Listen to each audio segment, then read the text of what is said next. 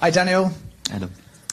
Sam Byram and Isaac Schmidt, are they in positions, in terms of their fitness, to push Junior Firpo and Max Ruber for that left-back position this weekend?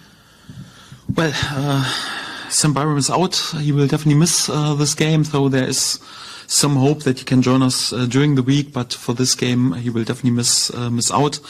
Some good news with Isaac Schmidt. He's back in training, obviously, after his hernia surgery. He was out for more or less 3 weeks, since a few days back in training. And also available, perhaps not 100% ready for 90 minutes, but definitely also an option. Some question marks behind Junior Firpo's appearance, because he got a hit in training yesterday onto his foot, so was not able to train today. Will be a late call with him if he's available. That's the situation more or less with the fullbacks, yes. With those three all having that, one being ruled out. Max Ruber, though, his performances, you find that you've got an able deputy there for Junior Firpo Saturday, if that's the case.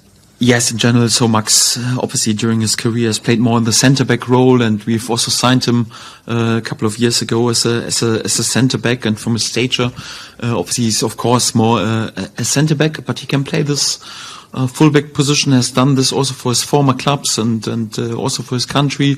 Obviously, had a tricky season so far with many injuries, but last weeks he was then really. They are back in training, and also some short appearances. Also in the last home game, a bit longer, 30-35 minutes. Of course, he's a good and solid option, especially in terms of defending. Perhaps not that natural going forward like perhaps other fullback would do, but he would have other strength, and he's definitely also a candidate there. Although we know that his best position is probably a centre back position. Talked a lot about Patrick Bamford over the months, whether it be injuries or whatever, but you did bring him on ahead of Mateo Joseph last time out. Is that a reflection of A, his fitness improving, and B, just how he's training at the moment? Yes, the most important thing for Patrick is more or less the first time since ages that he's really like 3-4 weeks without injury, and I always spoke about how highly I rate a fit Patrick Bamford, and you can see, especially right now, also like in training, his confidence is coming back, and he's training better and better, and he has good chances. It always depends also on the game. It was not a decision against Matteo, for example.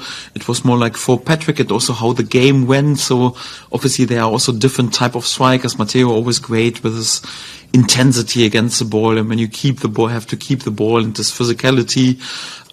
Patrick then with his experience and also his smart movements in the box, especially. Then a good solution when you need a goal and you're pushing the opponent back, then there's rare space, and out of nothing you have to score a goal. This is definitely what Patrick is capable to deliver once he's fit, and for that I'm quite grateful that right now he's on a good period where he's training more and more. And if you train and convince in training, then you have also all chances to get more and more minutes, and then you have to use the minutes in order to score a goal, to assist, in order to improve your chances further on. And I'm quite glad that Patrick is back to full training. Derby boss Paul Warne said that as part of their, he called it a psychological recovery, he gave them Monday off after the defeat. Is that something that you would contemplate with your players after a defeat, a psychological recovery as such? Well, sometimes it depends on the gut feeling of the manager, and Paul is also pretty experienced meanwhile, and when you got the feeling, sometimes it's also good that don't talk too much about it, just clear the head a little bit. Then could be definitely beneficial instead of overloading them too much. But you can't do this each and every week. Just with days off, anyhow, you won't be successful. But this is also what Paul knows. And if he has this decision, it's best solution after such a game, then I'm quite sure it is the best solution for them. So I expect a team who's also highly motivated in order to bounce back after a bit. I would also say unlucky defeat, because obviously we also watched the game, and I think Derby was pretty much on the front foot, especially in the first half, and for larger periods of the game. Could have also easily won the game. And then sometimes it also makes sense to say, come on, we draw a line and we clear the head a little bit, and then we keep going again. So I expect also side. Obviously, in a away game at Leeds United, you don't have to lose too much, and they will come for it in order to be competitive, I'm quite sure. Yeah, I heard him speaking today, actually. He talked about you specifically as well, Daniel, and he said he couldn't believe that there were people maybe putting you under pressure, suggesting that, well, he needs to go and all this sort of thing. He said it was incredible. He said nobody else could do any better. Do you appreciate his sentiments? Do you understand where people are coming from? No, we've got a good relationship, and obviously there are also like the objective data that would perhaps back his words anyhow. But Paul has also experienced in us. He knows that it's Leeds United. And Leeds United is always like, it's such an emotional club. Yeah, and it's quite normal. So you can win the Premier League and you can win the Champions League. And it's like for each and every other club, there are still a few percent of people who are not happy or something like this. And if you have such a huge fan base anyhow, even a few more, and then sometimes you hear something. But believe me, I don't feel at all criticized or under pressure or something like this. I know exactly what we're doing, and I knew when I signed the contract what an emotional club Leeds United is, and that this club always polarizes. Also like even during Marcelo's time, I think he had an incredible time and has done wonders, miracles really for this club. It was outstanding for this club. But I heard even during this time criticizing him for his football or for his approach anyhow. And this is what happens. And you have to, if you can't handle the heat, then don't go into the kitchen. So that's quite good. But yes, I appreciate the kind words, and thanks a lot for that. Daniel, just on the transfer window which is coming, you've said to expect a quiet window, so you're not raising any expectations here. But would that specifically rule out making what people would consider a marquee signing if the right player came? Would there be considerable money available to make that signing? I know it's a difficult window, but are we ruling that out? No, so in general, so I'm long enough in this business that I know that sometimes strange things can happen, and you can never rule out something. Even in the summer, I didn't expect that it would be such a busy summer with so many key transfers also for us, because actually it was not the plan, but sometimes you have to react to the reality, and for that you can't rule anything out. It's a while till the window opens, and till then also won't comment any speculations or don't want to talk too much about this, because we have 8 games before the 4th of January, and then you can draw a line on it and have a look on how the situation is. Are there perhaps, hopefully not, but potentially also some injuries of key players, or in which position are we, and how is the situation?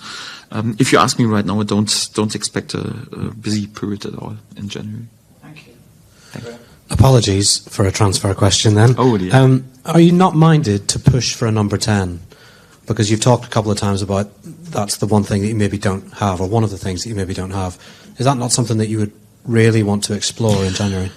No, I spoke about more or less like how I judged our summer transfer business. This was definitely a point that I made. But then it's also like, okay, come on, we go on with it and try to get the best out of the squad. And right now, I also don't want to judge it right now already in the beginning of December. And we have right now 8 games upcoming. So after this 8 games, we'll draw a line under it where we are and where we are in the table, how our football is till then. Are there new injuries or not? I have to say I'm happy with my squad right now. I'm happy also like that key players are coming back. Also some good news with East Nampadu. He's also back in training right now. Obviously he was out for such a long time. Ilya Groove, it will last a while, but also his rehab looks well, and this all is connected and it depends to each other. Obviously, they are not natural number 10s, but it would also perhaps free up one of our other midfield players, perhaps also to use him in a bit higher role. So for that, all is connected and all depends to each other. And for that, we don't take a decision too early. So after this 8 games, we can discuss about everything and draw a line on it and speak about what is necessary. But at the moment, I'm far away from making a judgment already right now. What's the scale of Ethan's involvement so far, and when might you be able to use him? Well, he's back in full team training since this week, and at the moment looks good. He looks good in training. He can handle the load. If you would ask me normally I would use a player when he was out for such a long time. The first time back in the squad, perhaps after 2 or 3 weeks. Normally you would say, come on, he needs 2 or 3 weeks of team training till he could become a topic for the squad. So it's definitely good that Ethan is perhaps even a bit 2 or 3 weeks even ahead of schedule, and right now already back in team training. It's a testament to his really professional and good work, also in his rehab and his professional behavior, and he was also desperate to come back as soon as possible. We still will be a bit careful, but yes, Ethan's for us and also for me not just a normal player. He's our captain, our most important player in the whole squad. And for that, I'm also tempted to bring him in even a bit earlier back into the squad than instead of having him back just in 2 or 3 weeks. So if we will use him already in the upcoming games, we will see. It's also a bit the gut feeling of myself, and we'll make some late decisions. It also depends a bit on who is available and who is not available. I spoke about Junior Firpo topic, for example. Yes, it's definitely good that he's back in training, and every day will be beneficial for him. And it could be that he's involved even before the middle or end of December, and even a bit earlier. I will make a late decision on this topic. Hi Daniel, you said on Saturday that you don't like early kickoffs, but you wouldn't use that as an excuse for Saturday's performance. Having looked at the record, the early kickoffs, I think it's 9 early kickoffs now where you haven't won. Is that just a coincidence, or do you put any stock at all in the impact those early kickoffs, maybe midweek games preceding them or an international break preceding them? Not too much for us, because it's more or less for each and every team also the same. It's also what I tell my players. So we would do something pretty wrong if we can't have a kickoff at 12 or 12:30, because we're also training at this time or even earlier, and we have to perform like this. So we are also prepared for this. Someone was always just a bit unhappy when to choose an early kickoff, and we had this early kickoff quite often, either after an international break or when we had a pretty difficult schedule. So for us, again, we don't use it as an excuse anyhow, but it was just a fact. We had to play 3 games within 6 days, and then to go for an early kickoff against a side, Blackburn, really good side anyway. But in the 3 weeks before this game, they had exactly one game against Middlesbrough. Also a really good result, by the way.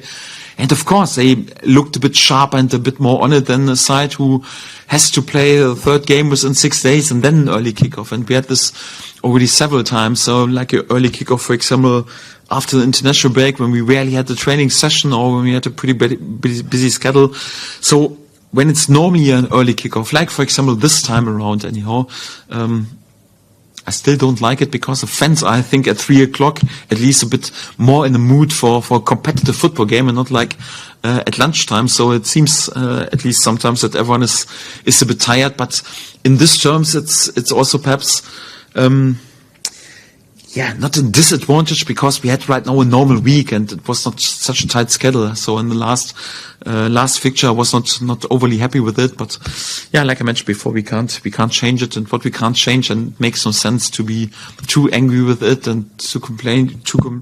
Well, behind the scenes, of course, we can complain about this and speak about the people who are responsible for the fixtures. Come on, keep this a little bit in mind, that we have a fair outcome, because we want to see the best players on the pitch and also recover on the best quality of football. And sometimes it just makes no sense when you have to play 3 games within 6 days, and then the 3rd game is also an early kickoff. But I think we didn't use it as an excuse, and it's definitely not an excuse also for this weekend. We're looking forward to have this game. If you do play Max at left back on the weekend, obviously depending on how Junior gets on, how will Max's characteristics and strengths change the way you might play? He might not be as attacking as Junior, for example. Yes, I think it's quite obvious. So Max is, from his original position as centre-back, of course, he's also like good in defending, a bit more, of course, in central positions, and the defensive behavior for fullback is, of course, also a bit different than centre back, but more like his defensive awareness and to sense the danger and to be rock solid. This is something what you have when your best position is centre back. Obviously, he also adds physicality and he's strong in set pieces in terms of defending and also attacking. He's also got a good cross. Of course, he can't be there on a level like Junior Firpo because I think he's second to none in this league. And then Junior has, of course, his strengths more in going forward. And yeah, to our approach when we have to open a deep sitting opponent, perhaps we need this quality even a bit more. This is why quite often we play really with attacking fullbacks, but sometimes you also need the defensive steel, and Max is also capable to put a proper cross in and to play some proper forward pass because technique is also quite good. But of course, I can't expect him to be that fluent and to be that good in his 1-against-1 dribblings, for example, and totally accept this. So I would never ask a player to do what he's not capable to do. But he has proven that he can play this position. If our other options who are a bit more attacking, like Junior, like Sam, like perhaps also Isaac not for 90 minutes, are not available, then Max is definitely also a good option. Yes.